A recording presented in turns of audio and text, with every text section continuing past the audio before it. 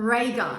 Let's talk about her. So I am on holidays, but I did feel compelled to take a little bit of time out of my sunbaking schedule to talk about this travesty that's going on, because I made a few social media posts about it and they've gone absolutely crazy. So I think there's a lot of interest around this, and I can see why, because there are so many different facets of this concerning sport, the Olympics, funding, academia. It really covers the whole gamut, and I think people get really annoyed, especially in Australia, when they see unfairness happening. One of my social media posts was saying that I do not feel sorry for Raygun.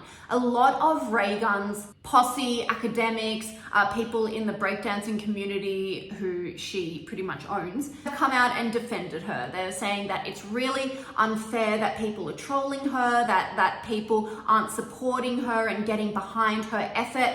And to that I say that these people are living in a delusional world, and the rest of the population aren't drinking the Kool-Aid. They're trying to gaslight us into thinking that Raygun truly put in her best effort, that she had gone and trained for her entire life for this, and then maybe she just stuffed up on the day. Well, that's not the case. We can all see it with our own eyes. So don't tell us that she should get pity from us and that we're bullies for mocking her, because she did this to herself. She brought this upon herself by treating the Olympic Games, the highest sporting achievement that anyone could do. She treated it like a joke. So therefore, everyone is now mocking her. Now, why is anyone surprised? When you go to the Olympic Games and you don't prepare, you treat it like a complete joke, you don't follow the guidelines, and then you get a zero, literally zero. She did 3 different routines. She got 0 for all of them. Now, sorry, but that's not a stuff up on the day. That's more than a coincidence. She's just not good. So of course we're going to mock her, because the performance that she put on was a joke. Now, a lot of people thought it was satire. A lot of people thought she went just to undermine the institution of the Olympics. And I wouldn't put that past her, because she is that kind of academic type. And when we look into her PhD and her academic writings about this, it kind of makes sense. She didn't go there as a career athlete. She didn't go as someone with a passion for the sport and to do her absolute best and to make her country proud. She wasn't in it for the same reasons as our amazing swimmers, as our amazing runners, gymnasts, all of these other sports that people put their heart and soul and lives into. She wasn't there for the same reason, and it showed in her performance. So I think everyone is well within their rights to make fun and to mock it, because she treated it as a joke as well. She brought this upon herself. If I went in the Olympics in the swimming, I would come dead last by a long shot. And so I should, because I don't train. I'm not good at the sport. I have not dedicated my entire life to it. I don't wake up at 4 a.m. and train like all of those other athletes. There's no way that I should be given a spot in the Olympics. The Olympics is a meritocracy. Unlike a lot of other institutions in our world, like universities, where Raygun is more accustomed to, the Olympics is a meritocracy. People who have not trained, who aren't good enough, who aren't blessed with the natural ability, shouldn't be there.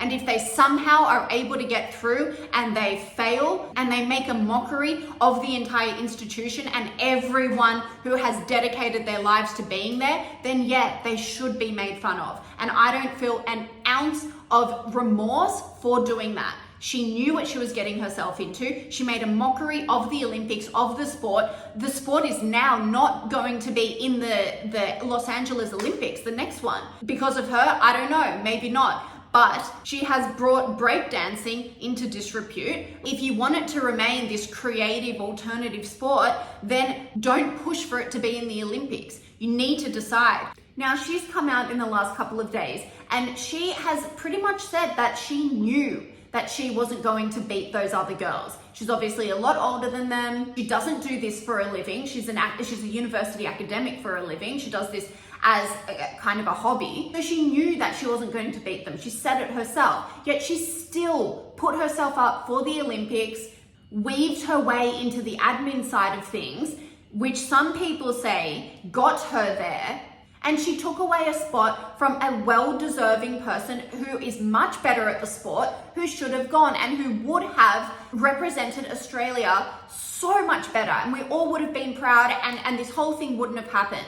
But no, she said, what I wanted to do was come out here and do something new and different and creative. That's my strength, my creativity. I was never going to beat those girls on what they do best, the dynamic and the power moves. So I wanted to move differently, be artistic and creative, because how many chances do you get that in a lifetime to do that on an international stage? Okay, there are so many things wrong with this. Firstly, she knew that she wasn't going to beat those girls on what they do best. Those are her words.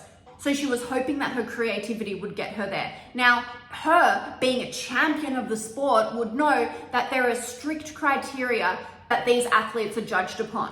Now, if she knew that she lacked the dynamic and power moves, which is quite a big part of the judging criteria, then why would she put herself up for going? Everyone knows you can't win an Olympic sport on just creativity. That's a ridiculous, woke, artistic alternative way of looking at things. The Olympic Games is based on prowess, on experience, and just how good you are at the technical aspects of a sport. She, by her own admission, says that she is not good at these technical aspects. So she was hoping to go out there, do a little dance and win. I mean, even things like artistic and rhythmic gymnastics, like synchronized swimming, like diving, all of these could be done artistically and creatively. But if you're not good at the core underlying skills of the sport, you're going to go nowhere. Now, she should know this. She's an academic in this field and has apparently studied breakdancing for decades. She was also a massive ballroom dancer. She knows the technical aspects of these sports.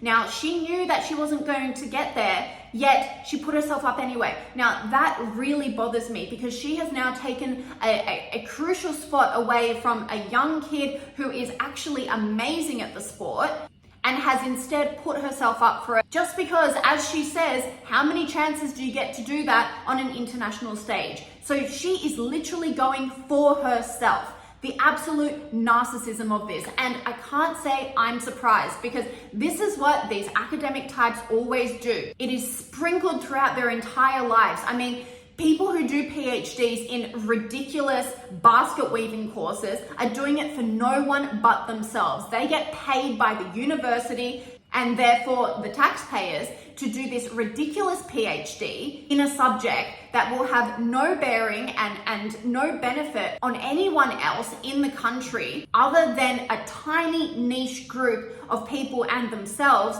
yet they don't think about that. They don't think that they're literally taking taxpayer funds, hard-working taxpayer funds, to fund this useless pursuit just so they can have some gratification, so they can be called a doctor and write a thesis and have it in the annals of history. This is why I keep saying PhDs in the arts, in cultural studies, shouldn't be taxpayer funded. Taxpayer funds should only go to PhDs that have a good chance of benefiting the wider community, i.e. STEM. It is the height of privilege for these kinds of people to not have to work, to be able to dedicate a couple of years being paid by the university to write their silly little thesis on something that is going to have absolutely no impact. I mean, go out and get a job like everyone else has to do. Why are you relying on taxpayer funds to do something that's not going to help the rest of the community in any way? And it's always the same types of people who then go out and march in the streets for LGBT rights or for pro-Palestine and say that they are such community-minded people. Well, maybe they should be community-minded in the way that they live their actual day-to-day lives, in their vocation, in what they do, in how they get their money. Because collecting taxpayer money to spend your days writing about something that no one cares about and that will benefit no one but yourself is the height of arrogance and narcissism. And so, yeah, when you put it in that context, it's not surprising at all that Raygun would put herself up to go to the Olympic Games for the benefit of no one but herself. She's literally letting down her country so she can fulfill a lifelong dream of going to the Games. I mean, how selfish is that? I can't even fathom what goes through your mind to justify putting yourself in that position. And another strange thing, when you look into her writings and her PhD, it seems like she doesn't even like the Olympic Games. Let me read this from her PhD. Here, breaking is a space for those othered by Australian institutions to express themselves and engage in new hierarchies of respect. We argue that breaking's institutionalization via the Olympics will place breaking more firmly within this sporting nation's hegemonic settler colonial structures that rely upon radicalized and gendered hierarchies. Oh my God, give me a break. I am so glad I'm not in university anymore, so I don't have to read this crap.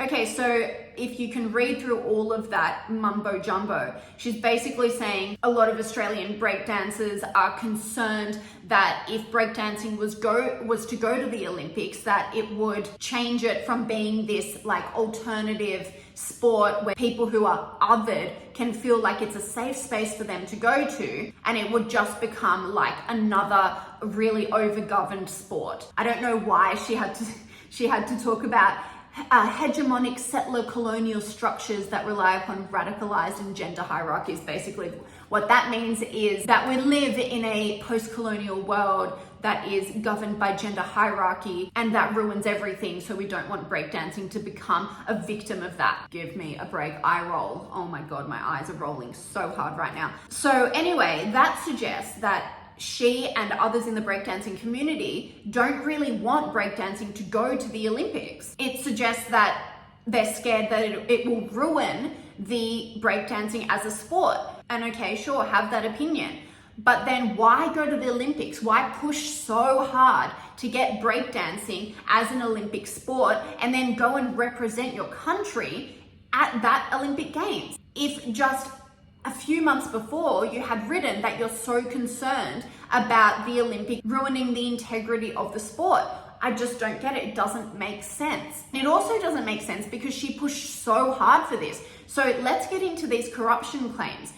There's a change.org petition going around with now like thousands and thousands of signatures exposing some really questionable things that happened in the breakdancing qualifiers. So the petition says that there was no governing body for breakdancing, obviously because it's such a small niche sport. So Raygun, being this champion of the sport, set up this governing body, and it was connected to the ballroom dancing governing body because she also was a ballroom dancer. So she knew people in this industry. Apparently she appointed herself as the director of this governing body, but some weird stuff went on in the lead up to the qualifiers where there were a lot of people that should have been in the qualifiers, really amazing breakdancers in Australia, young guns, amazing at the sport, who were not at the qualifiers. And this includes young kids who were like 14 years old who apparently missed the cutoff because the age changed from 14 to 16 as the minimum age to go to the Olympics.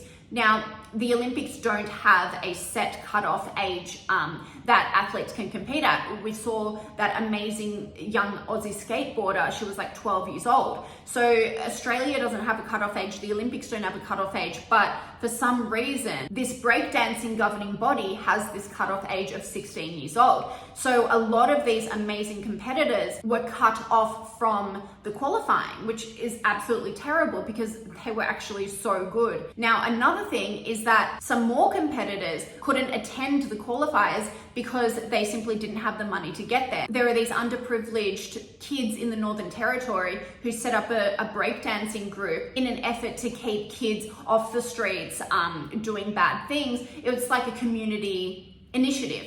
And it actually turns out that these kids are amazing at breakdancing and they really should have gone to the qualifiers.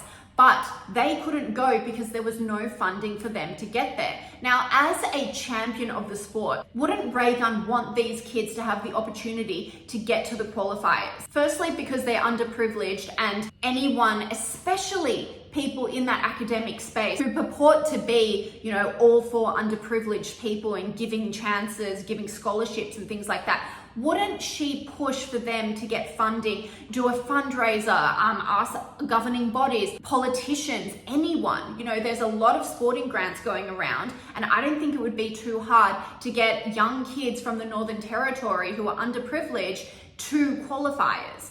in a capital city. But she didn't do any of that. She didn't push for it. And then that leads to the weirdness about her husband. So apparently her husband, according to this change.org petition, was the coach of her and also on the qualifying judging board.